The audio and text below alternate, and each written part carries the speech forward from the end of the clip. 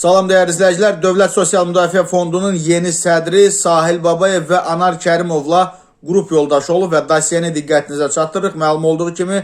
Əmək və Əhalinin Sosial Müdafiəsi Nazirinin əmri ilə Zəka Aqiloğlu Mirzəyev Nazirliyin tabeliyində Dövlət Sosial Müdafiə Fondunun idarə heyətinin sədri təyin edilib və Mirzəyev 1978-ci ildə anadan olub, 2000-ci ildə Bakı Dövlət Universitetinin Beynəlxalq Münasibətlər və Beynəlxalq Hüquq Fakültəsini Beynəlxalq Hüquq ixtisası üzrə bakalavr pilləsini, 2002-ci ildə magistr pilləsini fərqlənmə diplomu ilə 2007-ci ildə aspiranturasını bitirib və qeyd edək ki, hazırda Maliyyə Naziri vəzifəsində çalışan Sahil Babayev və dünən onun birinci müavini təyin edilən Anar Kərimov da eyni ildə, eyni fakültədə təhsil alıblar. Zəka Mirzəyev əmək fəaliyyətinə 2000-ci ildə özəl sektorda hüquq məsləhətçisi kimi başlayıb və 2020-ci ildən Dövlət Sosial Müdafiə Fondunun idarə heyətinin sədr müavini vəzifəsini icra edib. 20-dən çox elmi məqalənin biri dərsliyi olmaqla 4 kitabın həm müəllifidir, ingilis və rus dillərini bilir, evlidir, 4 övladı var.